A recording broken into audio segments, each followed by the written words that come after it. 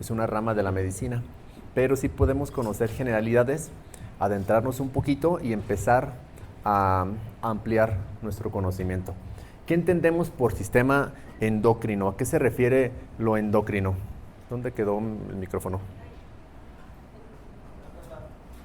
Ah, me lo robaste, ya ves, eso lo pasamos directamente al involucrado, a ver al abogado. ¿Qué entiendes por sistema endocrino? Sí, bueno, yo entiendo que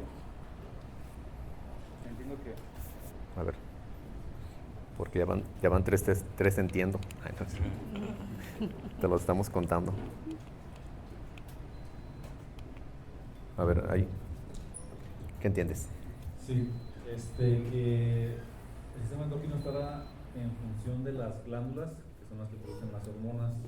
Entonces entiendo que hay tenemos varias glándulas y las hormonas son las que regulan prácticamente todo el funcionamiento del cuerpo humano. Perfecto.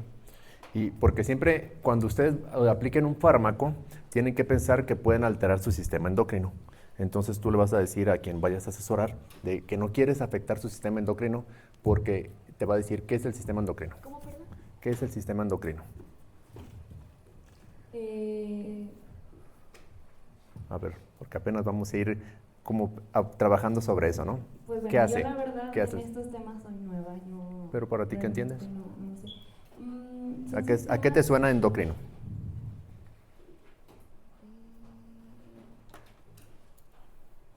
Nadie te vamos a juzgar. No, le digo yo, esto casi ¿No? es como- son órganos que van a afectar, algo así, Ujú. ¿Qué podrían afectar? a nuestro sistema. Muy bien, a ver. ¿Y solo afectan, benefician o mantienen alteraciones, equilibrio? ¿Qué te parece que hace el sistema endocrino? Bueno, pues para empezar, el sistema endocrino se encarga de producir sustancias que regulan al cuerpo Ujú. para mantener lo que ya habíamos dicho con Paulo, la homeostasis. Ajá. Así que también de esto se encarga. Benefician hasta cierto punto porque secretan, en este caso, hormonas para nuestro vivir, y ahora sí que ya si lo pueden estarse alteradas, pueden traernos beneficios o consecuencias, también depende de pues, también lo que le vamos metiendo al cuerpo, porque lo resiente. Ok. Y aquí ya dijo un término muy importante que era homeostasis, ¿verdad? ¿Qué entendemos por homeostasis? A ver, el otro nutriólogo. Pues la homeostasis básicamente es el equilibrio que tiene que haber entre pues, nuestras hormonas o el funcionamiento de nuestro cuerpo, que es pues, lo que uno considera normal y no un hiper o un hipo. Ajá. En este caso que estamos hablando de pues, las hormonas. Ajá. Ni nada tan a la baja ni nada tan a la alza, ¿no? Uh-huh. Un equilibrio entre el sistema interno, ¿verdad? Muy bien. Y por ahí dijeron también un término que era hormonas. Y las hormonas, de repente escuchamos que comas alimentos que no le metan hormonas y que cualquier hormona te va a afectar a tu sistema, ¿no? ¿Qué entendemos por una hormona? Una hormona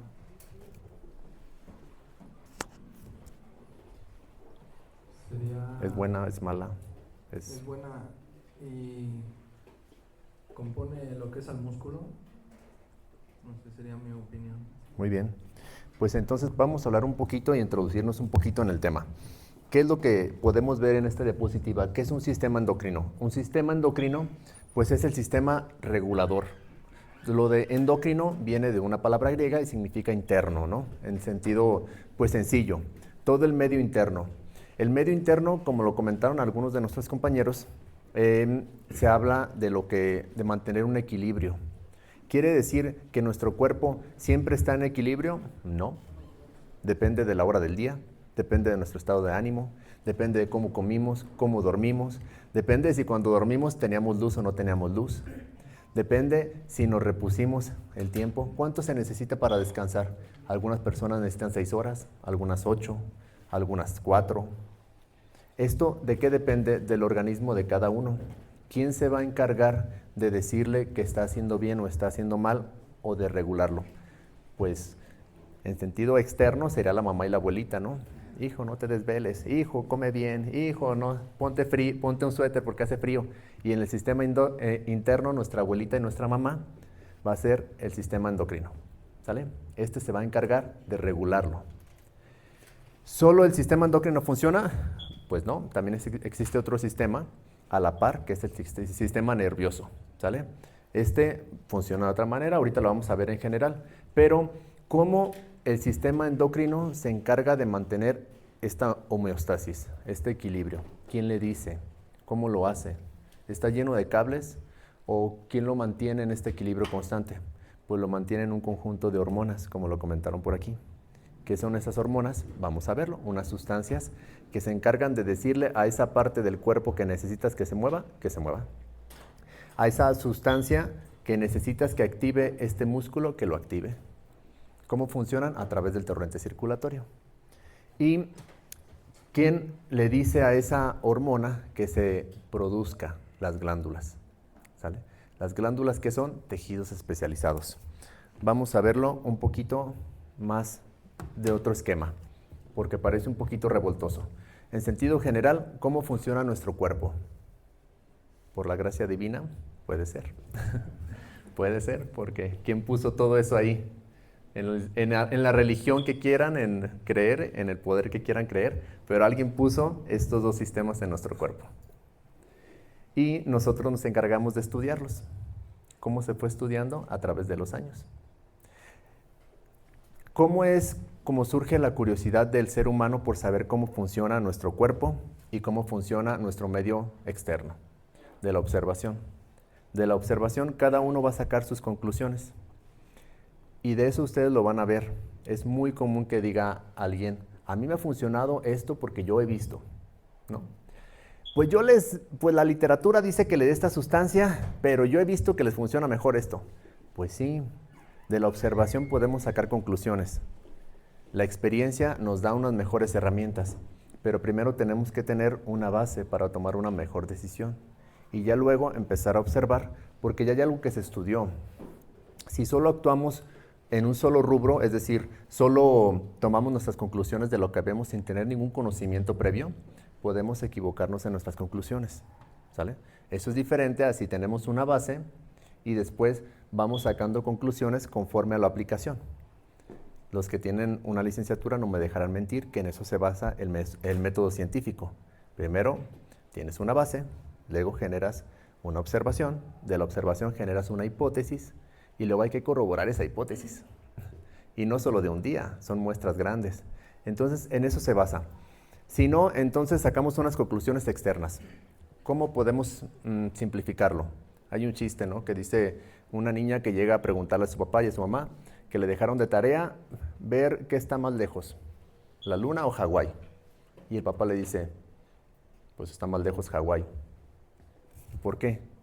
Porque la luna salte y tú la alcanzas a ver y ves Hawái, ¿no? Entonces, si solo sacamos conclusiones de lo que vemos y no de lo que está estudiado y de lo que está escrito, nuestras conclusiones pueden ser erróneas. ¿Quiere decir que solo documentándonos vamos a ser perfectos? Pues no, pero hay menos margen de error, ¿sale? Nuestro cuerpo va a funcionar por dos sistemas grandes, el sistema nervioso y el sistema endocrino. De esta manera, nuestro sistema se va a regular y de manera conjunta uno ayuda al otro contribuye y uno bloquea y mantiene un equilibrio. ¿Cómo actúa el sistema nervioso? Actúa haciendo que nuestro cuerpo se mueva. ¿Cómo se mueve? A través de un sistema nervioso central, que sería el cerebro y la médula, y a través de un sistema nervioso periférico. Este no es Wi-Fi, este se mantiene mediante cableado antiguo. Entonces tenemos un sistema nervioso central, que es el cerebro y la médula. Este genera impulsos eléctricos y mediante cables que serían desde el cerebro, a su forma microscópica son neuronas y todas tienen cablecitos. Todo lo que el cuerpo necesite lo va a ordenar que se mueva a través de cables y estos primero una a la otra y luego hacia la periferia a través de todo el cableado del sistema nervioso. Es decir, si ustedes saben que si se lesiona un nervio, ¿qué va a pasar? Esa parte ya no se va a mover, porque se mordió un cable, por así decirlo. Si se lastima de manera parcial, es lo que conocemos en los aparatos. Hay un cortocircuito o un cable que lo tenemos que mover para que agarre bien la señal y tenemos que darle un poquito de vuelta y un poquito de maña pues eso funciona con nuestro cuerpo también. Si se lesiona o se inflama un nervio de manera parcial, esto hay un cortocircuito y solo con unos movimientos se activa y con otros no. Y por eso vienen algunos espasmos, ¿sale? Ahora, ¿cómo funciona? Y les digo, una parte de esto, del sistema nervioso periférico, es voluntario y otro es involuntario. Es lo que conocemos como el somático y el visceral, ¿sale? El voluntario, pues lo vamos a hacer a voluntad. Ustedes quieren hacer un ejercicio en el gimnasio y le van a decir voluntariamente al cuerpo cómo moverse, cómo contraerse y cómo sostenerlo. Pero también existe uno involuntario, el de retirada o de reflejo, que si ustedes se queman, no lo piensan dos veces, el cuerpo retira, ¿sale? Y está otro que hace que se mueva el corazón, las venas, las arterias y las vísceras. Ese ustedes no lo van a controlar, ¿sale? Ese se controla solito mediante impulsos eléctricos. Y a la par va a haber un sistema endocrino. ¿Cómo se regula el sistema endocrino? Mediante glándulas. La glándula principal o glándula maestra está dentro también del sistema nervioso central, dentro del cerebro. Está en un pequeño huesecito que se llama silla turca y ahí está la principal glándula maestra del cuerpo. ¿Cómo se llama esa glándula maestra? Hipotálamo, sí. O glándula pituitaria también, se le conoce. Entonces tenemos aquí el hipotálamo. El hipotálamo va a regular o a estimular a la siguiente, que será como la subdirectora de todas, que es la hipófisis. Y ya la hipófisis a las demás glándulas que existen en nuestro cuerpo. Hay varias, hay de diferentes tipos. Las principales, más grandes y más conocidas, tiroides, páncreas y gónadas, ¿sale? También existen las suprarrenales, también existen las sudoríparas, las salivales, todas las que produzcan secreción de alguna sustancia que se componga de proteínas, aminoácidos o alguna otra sustancia proteica que van a tener la función de mandar una señal a distancia. Todas esas las vamos a llamar hormonas, ¿sí? ¿Entendemos la diferencia? Ahora, pues, ¿qué va a ser en sí una hormona? Una hormona va a ser un mensajero. Es decir, si hablamos del sistema de la antigüita, va a ser el cartero, ¿no? Si hablamos en el sistema actual, pues es el Wi-Fi. Este no está cableado como el sistema eléctrico, entonces va a ser mediante, pues sí, mensajeros que van a actuar a distancia. Las hormonas, las glándulas que hablamos, que son tejidos especializados que se encuentran en alguna parte de nuestro cuerpo, van a producir hormonas y las hormonas se van a mandar a todo el cuerpo para ejercer su función. ¿Cómo funcionan esas hormonas? Por medio de receptores.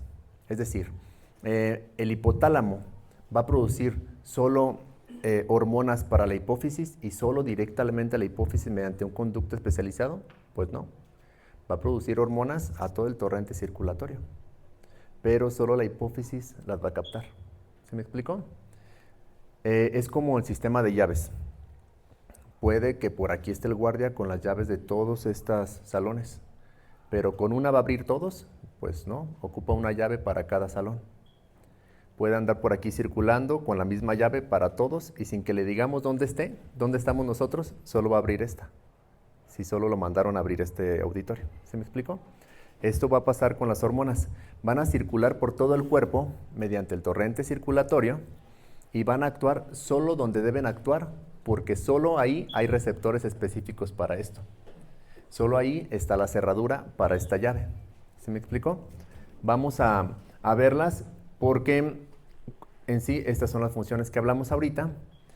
Bueno, estas son las características de las glándulas y de las hormonas. Esas son sus funciones. ¿Para qué sirven? Para el crecimiento, para la reproducción, para los desarrollo de caracteres sexuales y la sexualidad, el metabolismo de la energía y para la fabricación de otros órganos. ¿Cuáles glándulas? Hablamos de algunas, de eso ya las comentamos. Y cada glándula va a producir unas hormonas específicas. Por ejemplo, como les decíamos, el hipotálamo va a producir vasopresina, oxitocina, hormona liberadora de gonadotropinas y va a producir otras, ¿no? Y por ejemplo, la que vamos a ver nosotros más frecuentemente va a ser las gónadas. que van a producir las gónadas masculinas o los testículos, la testosterona. Que van a producir las gónadas femeninas o los ovarios, estrógenos y progesterona. Los estrógenos y progesterona van a producirse solo en las gónadas, pero ¿van a actuar solo en las gónadas? No, van a actuar en todo el cuerpo donde tenga receptores específicos para esto.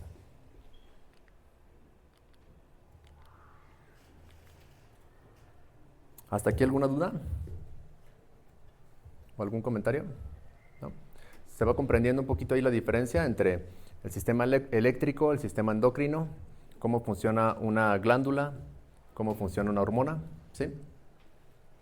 Bueno, entonces, por un ejemplo, aquí vamos a tener un ejemplo de síntesis de hormonas esteroideas.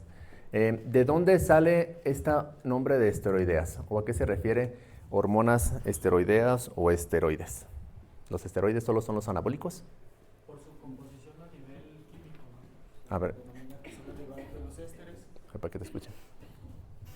Por su composición a nivel químico que son derivados de los ésteres. Por ahí, si mal no recuerdo, son una serie de compuestos aromáticos que están definidos, no sé si por 6 carbonos. La verdad, sí tengo, pero se me revuelve mucho. Perfecto, sí. Son compuestos químicos que están producidos por carbono, hidrógeno y están aromatizados, ¿no? Tienen una composición básica y es derivados del colesterol. Todas las hormonas esteroideas van a ser derivadas del colesterol. Entre esas, pues, ¿cuál está? La testosterona, pues está también la aldosterona, está el cortisol y también la vitamina D, ¿no? La vitamina, pues, está mal llamada vitamina D, pero realmente es una hormona esteroidea que se encarga de la síntesis ósea. Y de ahí, pues, derivado del colesterol, pues aquí están los pasos por los que se va pues, modificando la estructura del colesterol y se convierte a testosterona. Pero también, si se aromatiza de otra forma, va a producir estrona y de ahí estradiol. Entonces hablamos de otra hormona diferente, ¿verdad? También la testosterona, directamente si se aromatiza, se convierte en estradiol. ¿Y qué es el estradiol? ¿Un progestágeno? Ajá. Ya hablamos de que de ser una hormona masculina se puede convertir a una hormona femenina, ¿no? Ginecomastia. Eso lo vemos cuando, o quién le dice, o por qué puede pasar esto, por qué se imaginan. ¿Es algo malo? ¿Es algo bueno? ¿Solo le pasa a algunas personas? Pues no, es parte del equilibrio. La generación de colesterol siempre está formándose por las glándulas suprarrenales. De ahí va a estar circulando y producir la cantidad de testosterona que necesitamos y la cantidad de estradiol que necesitamos, ¿sale? Tanto los hombres como las mujeres tenemos testosterona y tenemos estradiol. ¿Tú qué piensas? Sí. ¿Sí? ¿Igual? ¿Menos o más? No, igual. ¿Igual de cantidad de testosterona, igual de cantidad de estradiol? No, o sea, más cantidad de testosterona en hombres y en mujeres pues es menor. Menor. Ajá. ¿Cómo cuánto es la proporción? ¿Conoces? Habían dicho que 70 miligramos por día. Nada, más o menos. La producción general de testosterona de un hombre, sin estar en ningún ciclo ni nada, o sea, la producción, por así decirlo, natural, son de... ¿eh? De 300 a 1000 nanogramos. Si tomamos una muestra, sí, pero la producción diaria, digamos, de testosterona en un hombre es de 2.5 gramos hasta 11 gramos. Esto hablamos de una producción durante todo el día. ¿Por qué existe estas variantes o este margen tan amplio? ¿Y por qué varía tanto de la producción o la determinación de un laboratorio? Porque ahorita hablamos de 3 valores. No es que sean diferentes, sino que estamos hablando de una proporción distinta. ¿Creen que hay algún cambio de producción de testosterona? Por ejemplo, pues, no sé, a lo mejor en ti. ¿Crees que produzca la misma cantidad de testosterona a las 5 de la mañana o 6 de la mañana ahorita? No, En este momento del día. que ahorita es un poco más. ¿Ahorita puedes tener más testosterona que a las 5:30 de la mañana o 6? ¿Sí? ¿Sí? Bueno, me imagino. ¿Cómo te despiertas a las 5:30 o 6 de la mañana? Bueno. No, entonces, Si no te despierta el despertador, ¿qué te despierta? no, entonces sí, es mayor en la mañana entonces, ¿no? Ajá. Sí, si todos cacharon el chiste, ¿a qué me refería? A ver. Pues a que amaneces más activo, ¿no? Como despierto. No amanece tan despierto de los ojos, pero sí, eso de las erecciones matutinas son porque hay más producción de testosterona después de una producción excesiva ¿cómo se llama? Sí, hay más producción de colesterol, también de cortisol, y también de testosterona entre las 4 y 6 de la mañana. Y también, si no se ha generado completamente el sueño reparador, también hay más producción. ¿Por qué? Porque el cuerpo necesita estar alerta, necesita fuerza, necesita mantenerse activo. Entonces se empieza a producir esos picos de producción de testosterona y pues van a generar su efecto, ¿verdad? Entonces ahí, por ejemplo, es una de las pruebas que determinan los urólogos para ver si un paciente tiene una afección en las erecciones por un problema hormonal o un problema psicosomático, ¿no? Porque las dos componentes tienen repercusión sobre las erecciones. Puede que su problema sea conductual y tenga algún problema psicológico o algún problema psiquiátrico o algún problema de deseo en ese momento. Y si así lo fuera, entonces a las 5:30, 6 de la mañana no tendría erecciones matutinas. Digo, no es que te da todos los días, pero no habría nunca, porque no hay una producción de testosterona adecuada. ¿Sí me explico? La diferencia, si sí lo hay, y nada más cuando va a tener relaciones sexuales no produce, entonces no hablamos de un componente hormonal, sino un problema psicosocial. ¿Sí me explico?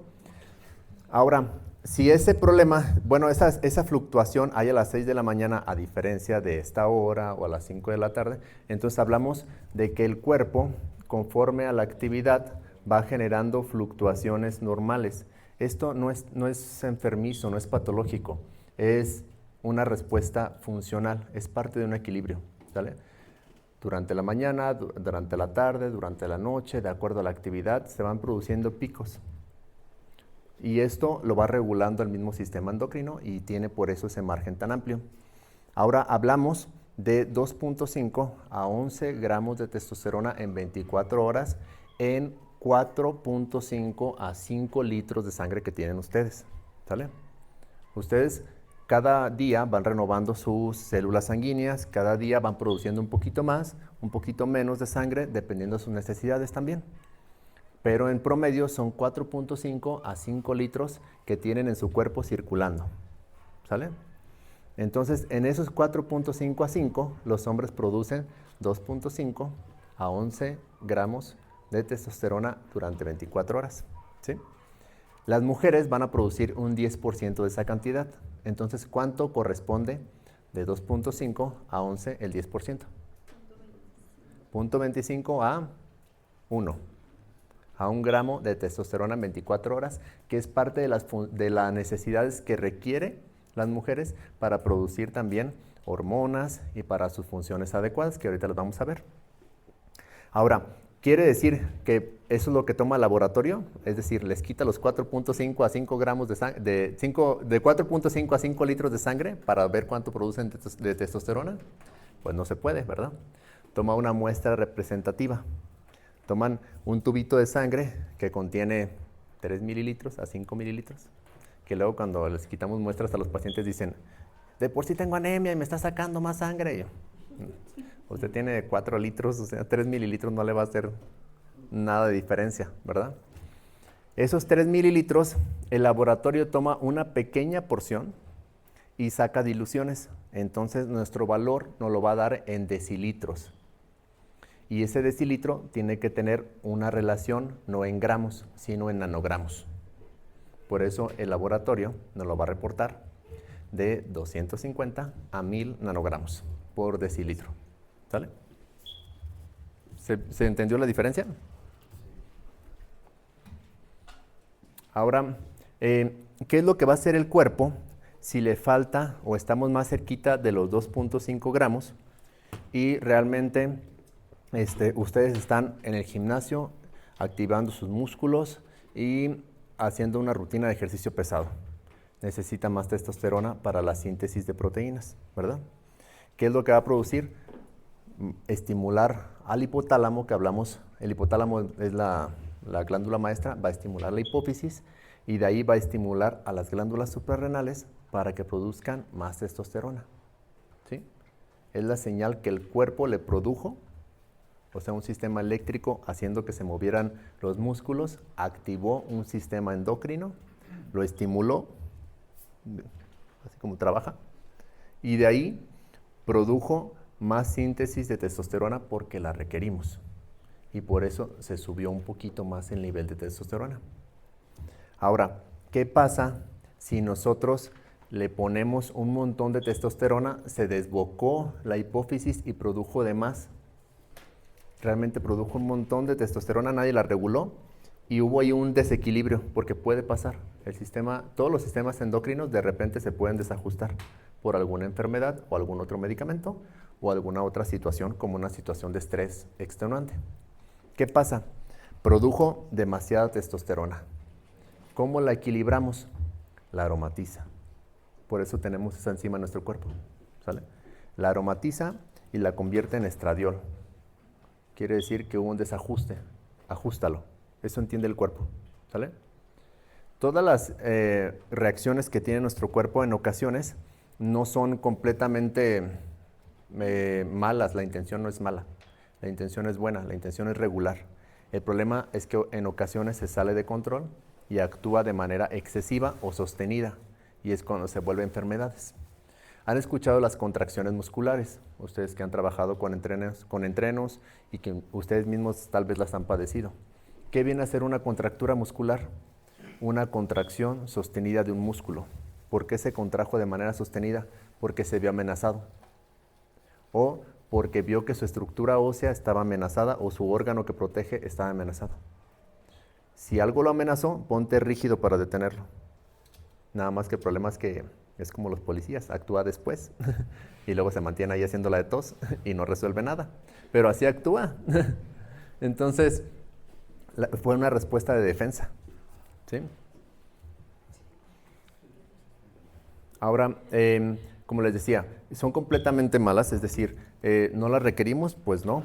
Por ejemplo, del colesterol también se deriva la progesterona, también los hombres tenemos progesterona, y pues de ahí va a producir aldosterona. ¿Cuál es la función? Retención de líquidos. ¿Cuándo se va a producir? Cuando se baje la presión, cuando ingieran muy poco líquido, el cuerpo va a decir, este me está matando de sed, déjamelo, pues, no me está cuidando, pero déjame lo cuido. Y va a producir más progesterona y va a producir más aldosterona, y esto con la intención de retener el poco líquido para que no se deshidrate y para que se mantenga la presión. ¿Sí? Si creen que algo no queda claro, me dicen en el momento, ¿eh? Y si hay alguna duda, la resolvemos y después vemos si la retomamos o si no la brincamos. De cada de las diapositivas. Dime. ¿Qué es aromatizar? Es que yo he escuchado en algunos ciclos que si llegas a aromatizar y entender como que empezabas a oler a fármaco. Ajá, sí. Pero ¿qué es? Sí, pues hay algunos que aromatizan desde lejos, ¿verdad? Pero no se refiere tanto a eso. Porque suena así al perfume, pero realmente no se deberían llamar así. Los perfumes se llaman así porque se unieron a ésteres de alcohol. ¿Para qué? Para que se hiciera más, pues nuestra piel está, tal vez si lo explico así se entiende mejor, por eso me estoy extendiendo. Las esencias que, como se empezaron a inventar los perfumes, pues no duraban nada. Y la intención, como la gente antes no se bañaba, pues era que olieran con el perfume. Entonces nuestra piel está llena de grasa. Está hecha de membranas que nos protegen del exterior y está llena de membranas de lípidos, de grasas, en varias capas. Entonces, ¿cómo penetra a una grasa un líquido? Si es agua, se repelen. Tiene que estar combinada con alcohol. Ustedes lo han visto tal vez cuando no es lo mismo que se laven las manos con pura agua, a que se la laven con agua y con jabón, o a que se la laven con alcohol. Después de varias veces, se empieza a resecar porque se barre la grasita, ¿sale? pero también es una manera en la que penetra a través de la grasa. Entonces, las esencias de flores, de animales o algo, las empezaron a aromatizar al agregarle ésteres de alcohol. De esta manera, penetra un poquito más en la piel y se mantiene mucho más horas que si estuviera la pura esencia sola. Entonces, a esta combinación de la esencia con alcohol le llamamos aromatización, ¿sale? Entonces, a las hormonas o a cualquier otra sustancia química, cuando se le agregan radicales de alcohol, se le llama aromatización. El problema es que a una sustancia química no es nada más agrégale algo para que se vea bonito. Puede que cuando se le agreguen tanto radicales de alcohol como extensiones de carbón o de hidrógeno, puede que cambiemos su estructura química. Entonces, si cambiamos su estructura química, puede que cambie de sustancia, ¿verdad? Es como un personaje en telenovela. O sea, puede ser en uno el bueno y en el otro el malo. Nada más depende del personaje que le tocó jugar. Y el personaje que le tocó jugar va a hacer sus funciones. Entonces, tan es así como aquí lo vemos. Este paso no es que le cambien nada más de nombre. No es que la modifiquen y la cambien por otra. Es una sustancia química, como ahorita comentó Isaac, es una sustancia química que tiene cierto número de anillos de carbón, de hidrógeno y de enlaces de oxígeno. Esta misma estructura, al ir perdiendo enlaces, al ir perdiendo estructuras de carbón, al irse aromatizando, se va cambiando de nombre y al cambiar de nombre va cambiando sus funciones. ¿Sí? Es así como funciona la química, solo con modificación de sus anillos o de su estructura. Bueno. De hecho, ahí en la parte que vemos el cortisol, si mal no recuerdo, los números que están en 17, 11, es donde se van adhiriendo los nuevos compuestos, ¿no? Sí, donde se adhieren los radicales de hidrógeno. Por eso cambia el nombre. Por eso cambia el nombre. Y al cambiar el nombre, como les digo, puede cambiar su función de este mismo a hacer funciones completamente diferentes. ¿Sí? Es como una empresa. ¿Quién dijo que se encargaba de recursos humanos? Son las mismas personas y puede que algunas tengan la misma carrera, pero las funciones en una empresa van a ser diferentes con que le pongan un gafet de un perfil de puesto diferente, ¿sí o no? Esto mismo pasa con la química. ¿Los ésteres de alcohol salen de los alimentos o sí también de la parte de nuestro cuerpo? Unos los proporcionan nuestros alimentos, otras están en el torrente circulatorio. Los que los van a modificar van a ser las enzimas, que ahorita lo vamos a retomar de todas maneras, pero en sí las enzimas son unas sustancias proteicas que están o en una parte en específico de nuestro cuerpo o circulando en toda la sangre o en algunos órganos, y cuando la sangre lleva las hormonas a ese lugar en específico, las enzimas la van a metabolizar. Metabolizar es cambiar su composición. O descompone un anillo, o una unión, o un enlace, o le agrega uno. Metabolizar es cambiarla. Ya la cambió. Entonces puede que cuando la cambió, la transformó en otra, o la desintegró. Y si la desintegra, se desecha. ¿Sale? Sí. Bueno. Entonces, por ejemplo, en el caso de la aromatización, de esto a esto, estamos hablando de que en la glándula mamaria del hombre, porque también tenemos glándulas mamarias, pero están de una manera atrofiadas, y eso no quiere decir que no funcionen, ¿verdad? Tienen ahí una cantidad de aromatasa. La aromatasa es una enzima, y ya comentamos las características de una enzima, que se va a encontrar en la glándula mamaria del hombre. Entonces, cuando circule demasiada testosterona, el cuerpo va a decir, hay mucha, hay demasiada, hay que aromatizar una para tratar de disminuir la cantidad de testosterona. No sabe o no tiene la intención de afectarnos, pero su única función, como en el IMSS, ¿no? A mí nomás me toca esto, pues nada más le toca aromatizarla. Entonces, si le toca aromatizarla, cuando pase por aquí, la va a transformar en estradiol. Y el estradiol va a decir, ah, caray, a mí ya nada más me toca desarrollarla, ya los demás verán que les toca y por eso se genera la ginecomastia. Quiere decir que solo cuando pasamos de un punto de corte, porque la pregunta aquí sería, ¿y a partir de cuándo es mucha testosterona para no llegar a eso y evitar esto? No siempre funciona así. ¿Por qué? Porque puede funcionar a partir de los, para, por ejemplo, ¿cómo te llamas tú? Rodrigo. Para Rodrigo de alguna forma, o sea, a partir de un punto de corte, y para Julio a partir de otra. Y puede que, ¿cómo te llamas tú? Que Saúl ni siquiera tenga demasiada testosterona, pero su cuerpo es muy susceptible y muy sensible, sus glándulas, incluso la testosterona, ahí voy, cuando la testosterona esté llegando al límite superior, es decir, hay demasiada, y sus glándulas mamarias van a ser muy sensibles a la testosterona, entonces con poquito va a aromatizarla. Entonces, ¿de qué depende aquí? Aquí, ¿cuál es el depende? Depende de cómo respondan ellos tres. Y de acuerdo a su respuesta, hacer ajustes necesarios. ¿Sale? ¿Qué vas a decir? A ver. Sirve de que me muevo y no me entumo. A ver. Con ese último que dijiste, ¿puede ser que una misma persona tenga distintos puntos de corte? Sí. ¿Depende de la hora del día? No de la hora del día, más bien depende de la susceptibilidad previa. O sea, por ejemplo, puede que, ¿cómo te llamas? César, haya usado un ciclo. Y en el caso de él, en su primer ciclo, no generó esta susceptibilidad. Pero sus receptores de este caso, nada más en específico, no quiere decir que todos funcionen igual, pero de este caso quedaron un poco sensibilizados. Y su respuesta es muy sensible. Es demasiado alta. Entonces, cuando tenga contacto nuevamente, y puede que en este primer ciclo solo tuvo una leve molestia, pero no hubo un desarrollo de la glándula mamaria. Esa leve molestia la tiene que notificar.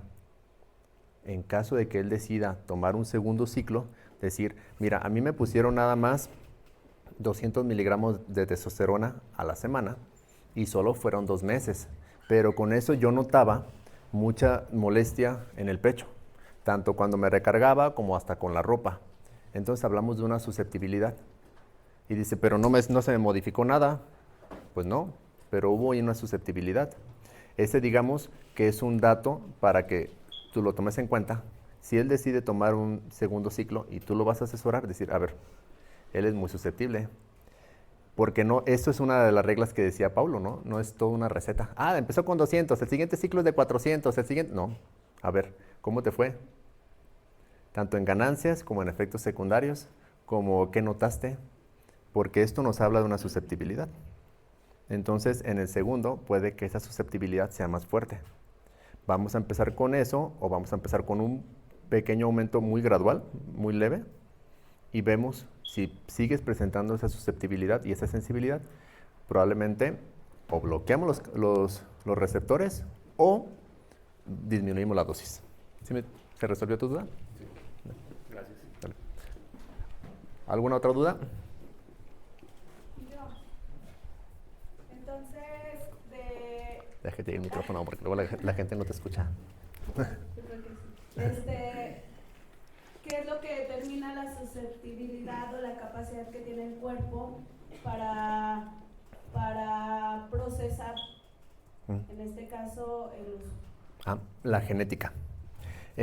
¿A qué decimos con la genética? Porque siempre lo escuchamos, ¿no? Igual que siempre escuchamos tu medio interno y pues no sabemos bien a qué se refería. Igual siempre decimos la genética y pues ya por eso, pues es para bien y para mal de todo, ¿no?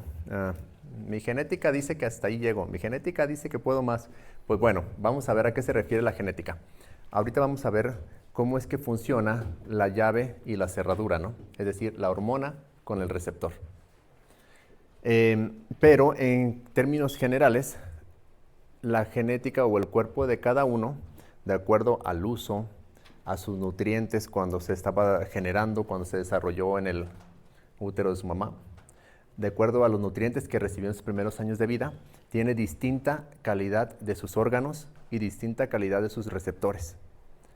Los receptores son hechos de proteínas y de aminoácidos.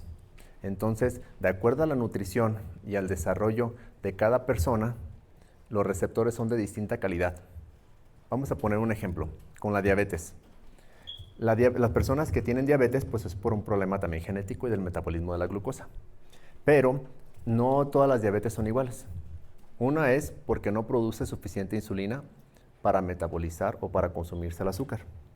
Otra es porque el receptor empezó a fallar y ya no las células no tienen receptores. Entonces, por mucho que ande circulando insulina, si no hay quien la capte, yo te tomo a una persona diabética una determinación de insulina en sangre y va a salir súper alta, porque nadie le ha dicho al páncreas que se detenga, sigue produciendo y produciendo y produciendo insulina, pero no hay quien la capte. Si no hay quien la capte, es como en el COVID, póngase cubrebocas y salía en todas partes, pero si nadie lo captaba, no hagan reuniones, no estén en contacto estrecho. ¿Faltó información? No faltó información, faltó quien la captara. Si me explico, los receptores van a funcionar igual. Ahora, ¿quiere decir que con que haya receptores van a funcionar? No.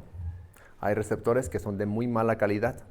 Si son de muy mala calidad, van a estar o más cortitos o más lábiles. Entonces, son proteínas como antenitas.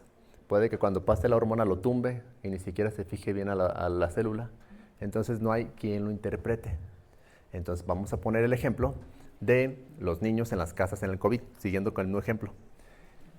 El gobierno difundió bien la información, el papá la captó bien, pero no se la transmite bien a los hijos. O le dice, cuídate hijo, pero ve que también el papá hace reuniones en su casa. Pues no se transmitió bien la información, ¿verdad? Lo mismo va a pasar con las hormonas y lo mismo va a pasar con esa susceptibilidad. Depende de qué tan sensibles son a cuando pasen todas las hormonas captarlas o a cuánto las capte. ¿Sí? ¿Se resolvió tu duda? Bueno. Entonces, vamos a retomar esto. ¿Han escuchado? Ya aclaramos uno de estos términos, ¿verdad? ¿Cuál no aclaramos? A ver, ¿quién está dormidillo para despertarlo tranquilamente? A ver, que llegó tarde, que no sabemos cómo te llamas. ¿También eres nutriólogo o preparado? ¿Pero a qué te dedicas? Entrenador. ¿Entrenador? A ver, de aquí, ¿cuál término no aclaramos? Mensajeros, hablamos de eso. Hablamos de enzimas, ¿verdad? Y receptores también. Ligandos, creo que me escuché. Ajá, ligandos, ¿a qué te suena? Aparte de conseguir conquistas.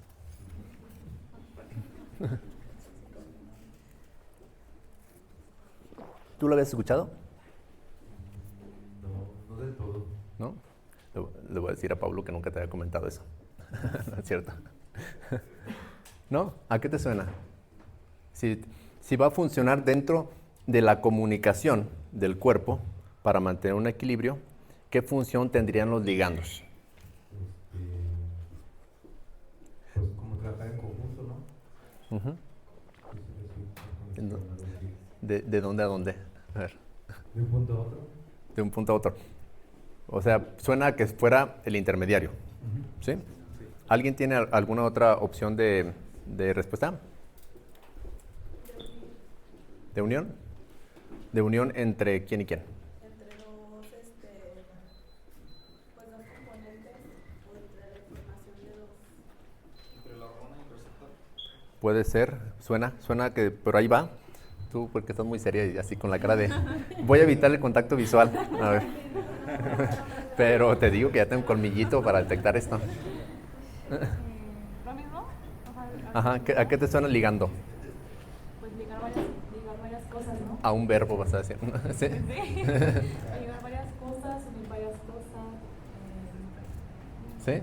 A ver, mira, aquí les voy a poner un ejemplo, porque aquí habla de afinidad de un receptor con una hormona, ¿no? Este ejemplito lo pone de una manera muy gráfica. Claro que los receptores y las hormonas no son así, no son juegos de Tetris, pero hay que ejemplificarlo de alguna forma, ¿no?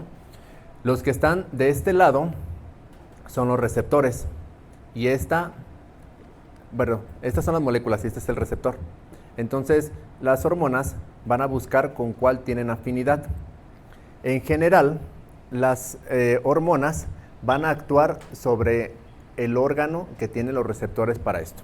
Es decir, Las hormonas son las llaves que van a circular y van a abrir únicamente o activar únicamente el órgano para el que tiene esa afinidad, esa compatibilidad con su llave, ¿verdad? Ahora, fueron generados los receptores, exclusivamente fueron generados para esa hormona. El cuerpo para eso los generó. ¿Quiere decir que solo funcionan para eso? No. Este auditorio, ni siquiera veo que tenga llave, pero suponiendo que tenga llave y que tenga chapa.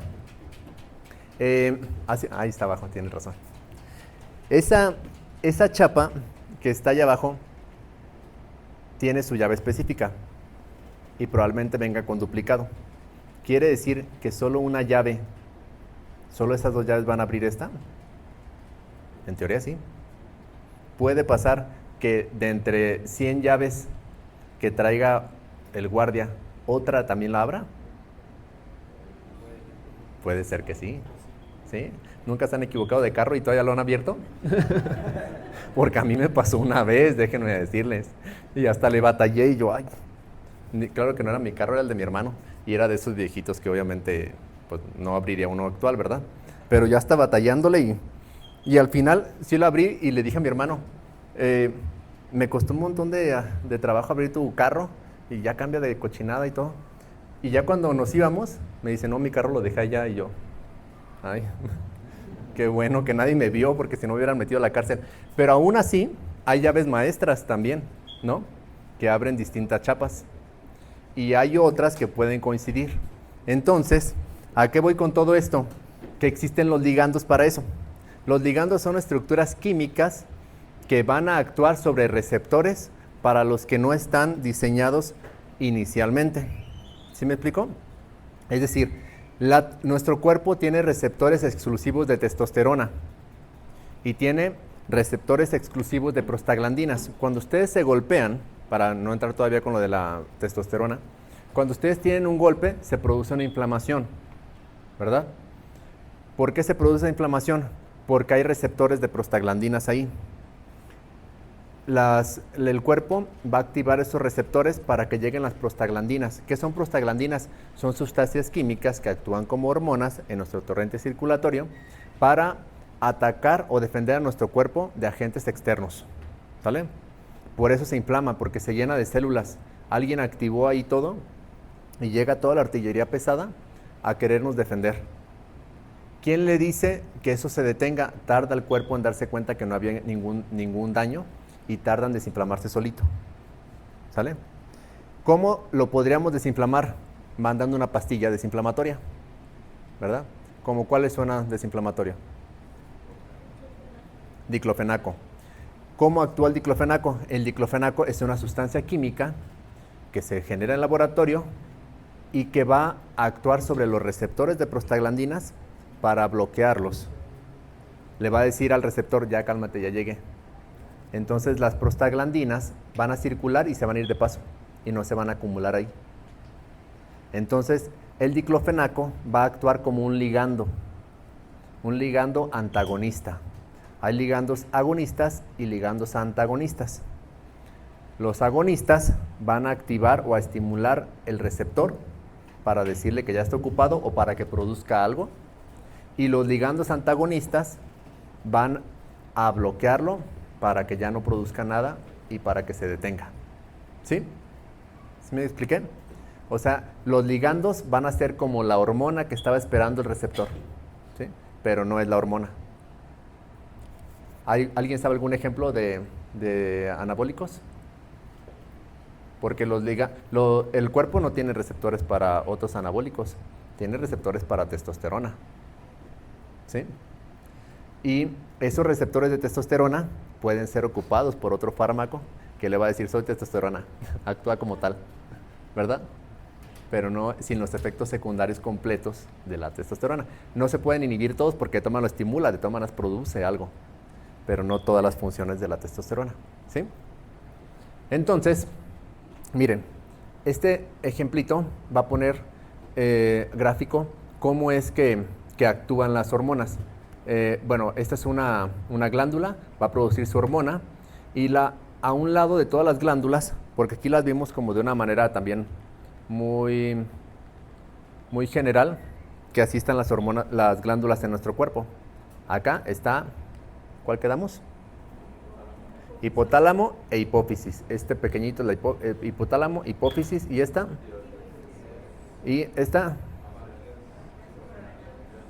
Ajá, páncreas, suprarrenales y gónadas, ovarios y testículos, ¿verdad?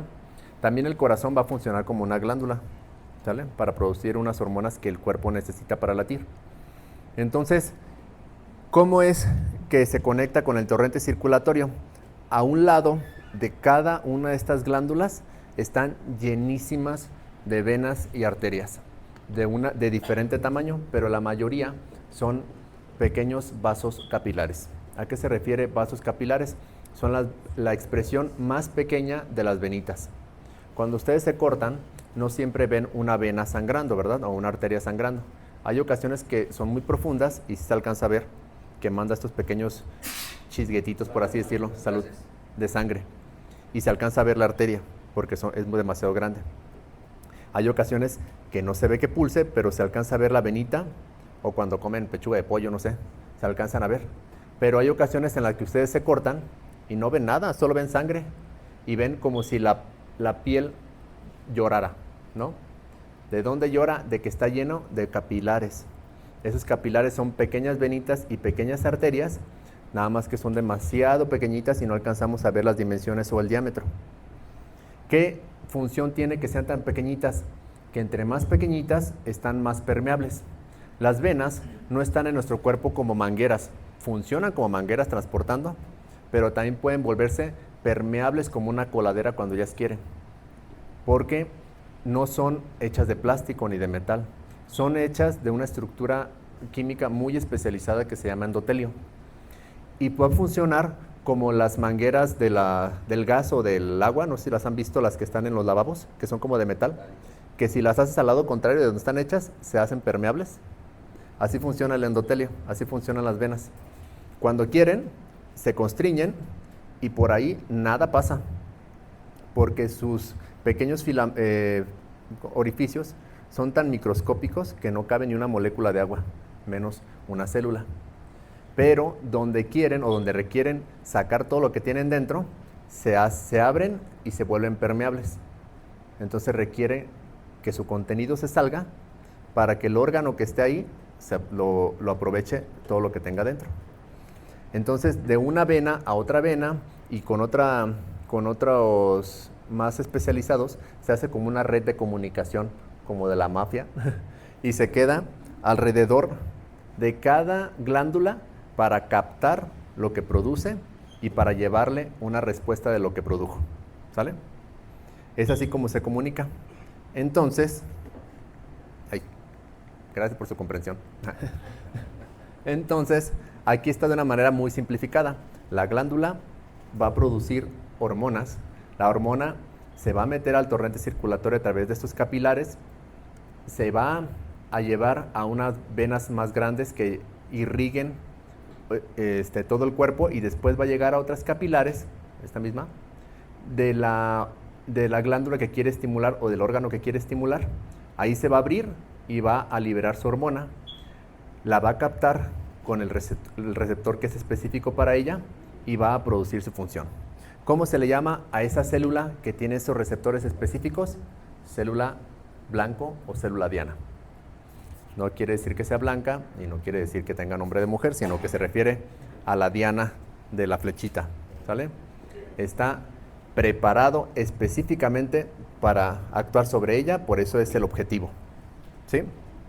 Ahora, ¿cuántos tipos de hormonas en general existen? Pues hay muchos tipos, pero se dividen en dos grandes, que serían, ¿alguien sabe? Los dos tipos de composición de las hormonas. ¿No? Las esteroideas son estas específicas que vimos, pero unas son de proteínas o proteicas, ¿y las otras?